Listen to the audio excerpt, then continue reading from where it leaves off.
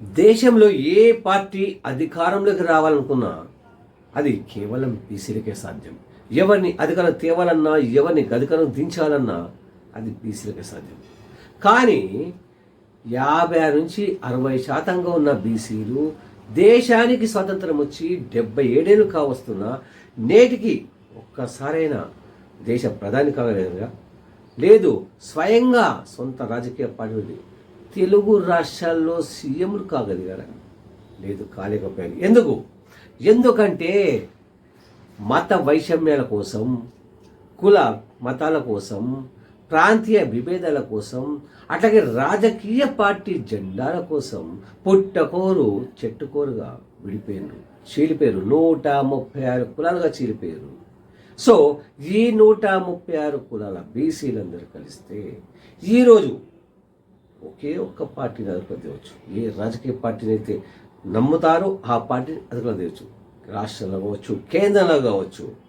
So బీసీలు ఐక్యంగా ఉండాలంటే అనైక్యత గురించి మనం సింపుల్గా చెప్పుకుందాం. ఒక చీపురు కట్ట ఉంది. చీపురు కట్ట అనేది పాత సామెత, మళ్ళీ చెప్తున్నాను. ఒక చీపురు కట్ట ఉంది. చీపురు కట్ట నుంచి ఒక పుల్లని తీసి విరిచేయచ్చు, మళ్ళీ ఇంకో పుల్లని తీసి విరిచేయచ్చు. అట్లా చీపురు కట్టను మొత్తం కూడా విరిచేయచ్చు. కానీ అదే పుల్లలన్నిటినీ ఒక తాడుతో కట్టి దాన్ని విరవాలనుకుంటే విరుస్తామా? ఇంపాసిబుల్. సో ఇది బీసీలు అర్థం చేసుకుంటారు. కులాల పేరిట విడిపోయారు. సరే, కుల ప్రయోజనం కోసం ఓకే, కానీ సంఘటితంగా ఉంటే మీరందరూ డెవలప్ అవుతారు. మరి మీ కులాల కోసం ఎవరేం చేస్తున్నారు? ఏ పార్టీ ఏం చేస్తుంది? ఆలోచించాలి కదా. మరి కులగాన్ని ఎవరు చేస్తున్నారు? రిజర్వేషన్లు ఎవరు ఇస్తున్నారు? ప్రధానమైన అవే కదా. మనకు ఉద్యోగాలు కావాలి అంటే కులగన్ను ఉంటేనే రిజర్వేషన్లు వస్తాయి. మరి రిజర్వేషన్ వస్తే ఉద్యోగాలు వస్తాయి. ఉద్యోగాలు వస్తే మనం డెవలప్ అవుతాం. సో రాజకీయంగా కూడా రిజర్వేషన్లు అవసరం. సో మరి ఇవన్నీ ఎవరు చేస్తున్నారు? మీ భవిష్యత్తు కోసం, మీ పిల్లల భవిష్యత్తు కోసం ఆలోచించండి. ఈ పార్లమెంట్ ఎన్నికలు ఒక మంచి సదవకాశం. కేవలం ఈ కుల మతాల కోసం, లేదు ప్రాంతీయ విభేదాల కోసం, వీటి కోసం ఆలోచించకండి.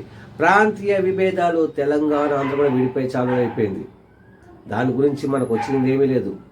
కానీ మతాల కోసం కొట్లాడితే కూడా మనకు వచ్చేది ఏమీ లేదు. కేవలం మన భవిష్యత్తు కోసం, మన బీసీల భవిష్యత్తు కోసం ఆలోచించి ఓటు వేయాలని కోరుకుంటున్నాను.